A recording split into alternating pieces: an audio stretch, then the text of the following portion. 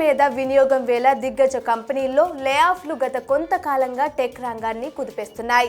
ఈ పరిణామాల వేళ మైక్రోసాఫ్ట్లో మరోసారి భారీ ఎత్తున తొలగింపులంటూ ఓ నివేదిక రావడం గందరగోళానికి గురి చేస్తుంది.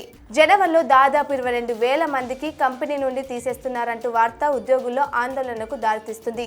దీంతో ఈ ప్రచారంపై కంపెనీ స్పందిస్తూ అవన్నీ నిజం కాదని స్పష్టం చేసింది. అసలేం జరిగిందంటే టిప్ ర్యాంక్స్ నివేదికలో ఈ ప్రచారం మొదలైంది. ఈ ఏడాది జనవరిలో మైక్రోసాఫ్ట్ 11,000 నుంచి 22,000 మంది ఉద్యోగులకు లేఆఫ్లు ఇవ్వాలని భావిస్తున్నట్లు ఆ నివేదిక పేర్కొంది. Azure cloud services, Xbox, global sales operations వంటి విభాగాల్లో ఈ కోతలు ఉండొచ్చని తెలిపింది. దీంతో ఈ వార్త సోషల్ మీడియాలో వైరల్గా మారింది. ఈ క్రమంలోనే Microsoft chief communication officer Frank ఎక్స్ట్రా సోషల్ మీడియాలో స్పందించారు. ఇవన్నీ 100% అబద్ధపు వార్తలే, ఉద్యోగుల కోత నిజం కాదు అని వెల్లడించారు.